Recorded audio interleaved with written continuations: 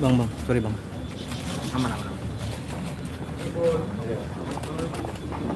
Bol, ini bol, kanan bol, bol. Siap. Assalamualaikum warahmatullahi wabarakatuh.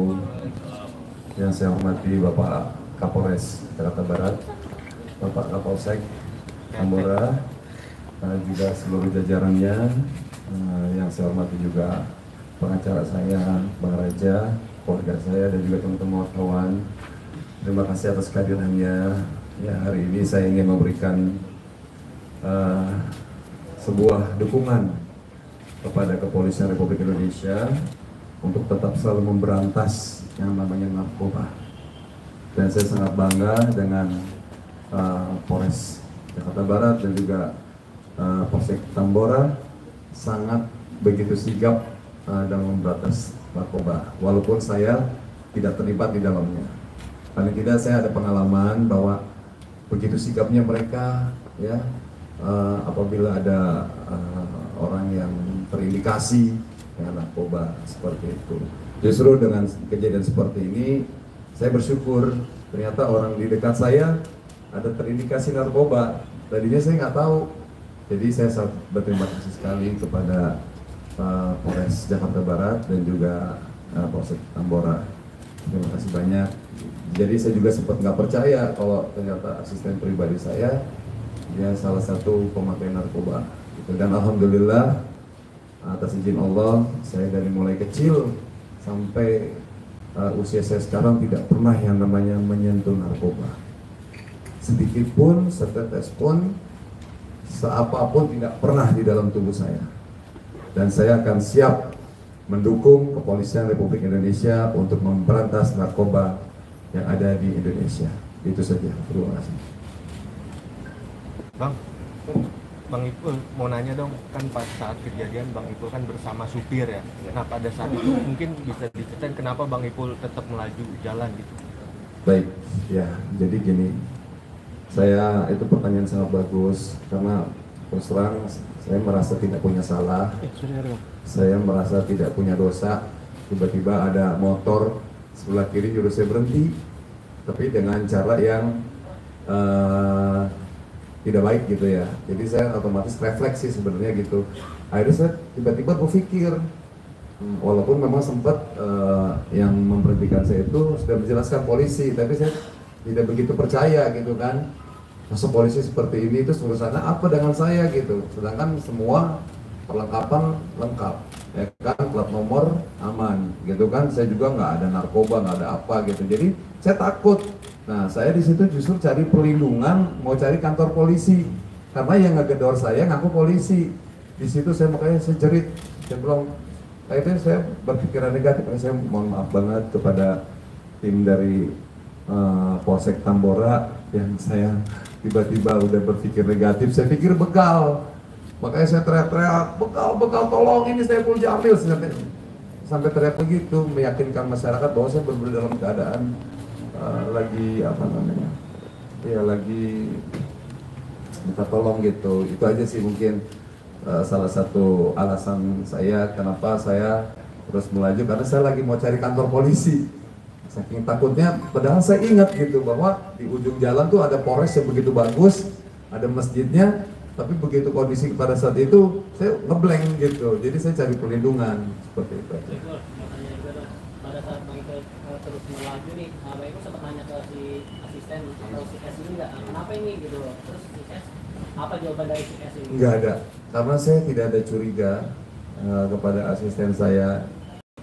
Makanya saya sempat curiganya kok asisten saya ini lama banget gitu kan. Jadi kronologinya begini teman-teman ya. Saya ini kan boleh izin Kapolres di apa namanya sedang kronologi gini. Saya ini mau meeting tadinya sore sama manajemen artis saya, ada abang saya Bang Sam, Mary Hana, ada Citra, juga sama Bang Raja. Tiba-tiba asisten saya ini melihat waktu begitu luang, dia bilang, Bang gimana sebelum kita ke tempat meeting, ke tempat ibu saya dulu, dia bilang begitu. Ini kan ada perlengkapan di rumah nih, ada panci, ada penggorengan nggak kepake, ada pada mubazir bekarat ini buat ibu saya. Nah, ngedengar kata ibu kan saya merasa terenyuh kan. Dan saya juga melihat asisten saya ini selama kerja sama saya ini tidak pernah mengecewakan. Dia benar-benar orang yang jujur, ya, orang yang tulus. Makanya saya nggak nyangka kalau dia terlibat narkoba gitu kan. Nah, tiba-tiba ya udah akhirnya nyampe di depan gang rumahnya. Nah, dia selalu bilang kalau rumahnya tuh jauh, nggak bisa dijangkau dengan mobil, dia gangan kecil. Ya udah akhirnya saya dropin dia di situ, di tempat biasa saya dropin. Nah, saya tunggu di masjid gitu, di masjid itu jam 2 siang. Jam 2 siang saya tungguin kok sampai jam 3, lama banget ini ngedrop panci penggorengan gitu. Tapi saya sama sekali nggak ada berpikir negatif kalau dia itu sedang melakukan hal-hal yang melanggar hukum gitu. Jadi setelah dia udah nyampe jam 3, saya ingat banget tuh, karena saya di situ saya wudhu, rencana mau sholat di daerah Jakarta Barat. Tiba-tiba di perjalanan itu ada teman-teman dari kepolisian yang menyuruh saya stop. Situlah kejadiannya seperti itu. Tadi dia bilang mau ngasih panci, sementara segala macam dia pas dia menggunakan dropin itu benar bawa panci. Iya, karena memang ada kantong plastik besar dan saya melihat, dan itu memang barang-barang saya seperti itu, kantong besar segini, dan dia dijemput sama temennya naik motor. Temennya itu si R itu. Saya nggak tahu, pokoknya saya nggak lihat. Begitu saya dropin, dan saya langsung melaju. Nah, 1 jam dah, udah itu dia, udah 1 jam. Saya tunggu, ya udah saya nggak berpikiran negatif apa-apa. Ya tiba-tiba ya saya disetopin, saya bilang, kenapa ini disetop? Udah saya berpikir, wah ini kayaknya begal nih, gitu, seperti itu. Bahkan sempat ada adegan yang buang barang bukti ya bang, itu abang sendiri tahu nggak bang? Nggak tahu, saya nggak tahu karena saya di sebelah kiri.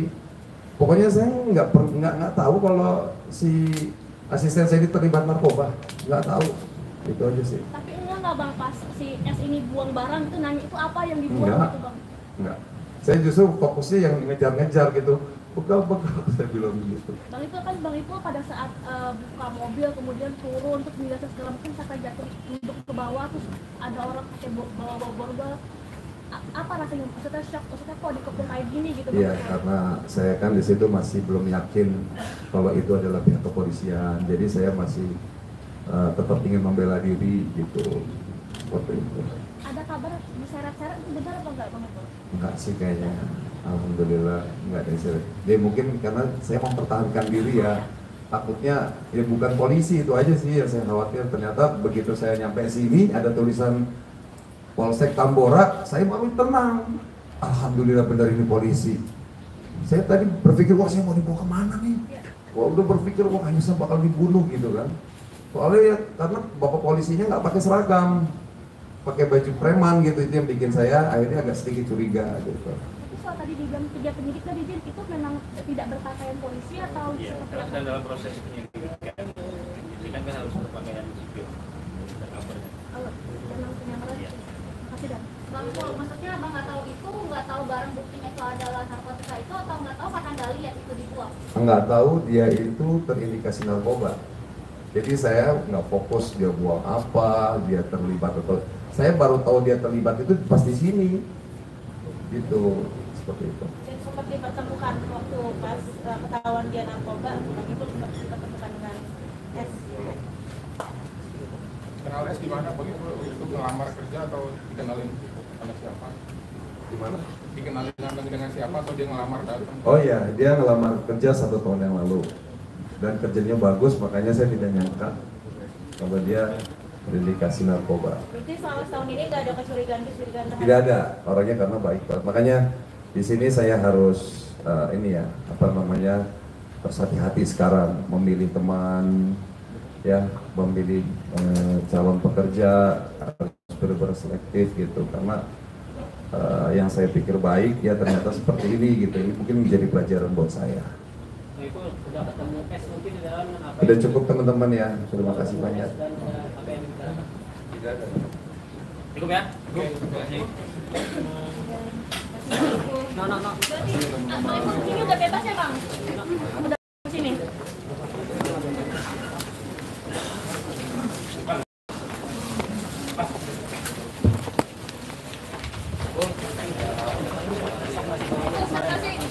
Ini perempuan siapa Bang Ipul? Pacaran bukan Bang Ipul? Udah.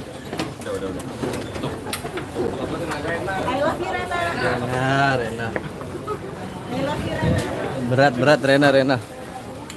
Oke, itu tadi akhirnya Bang Ipul buka suara juga. Dan alhamdulillah Bang Ipul tidak terlibat ya, saudara-saudara, teman-teman happiness.com. Bang Ipul di sini hanya menjadi korban di tempat yang salah. Artinya asistennya dia yang menjadi supir saat itu ternyata adalah target utama dari pihak kepolisian Polsek Tambora terkait kasus narkoba gitu.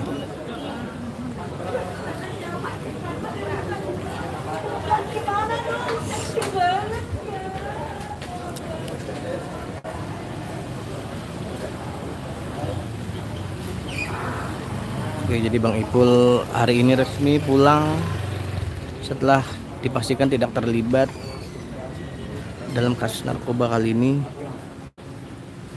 Jadi yang menjadi tersangka adalah asistennya atau supirnya, di mana dia menjadi pengguna aja ya. Dan hari ini pihak Polsek tadi merilis 2 orang tersangka, yaitu 1 asistennya dari Bang Ipul sebagai pengguna, 2 orang berinisial R yang juga sebagai pengedar atau penjual gitu.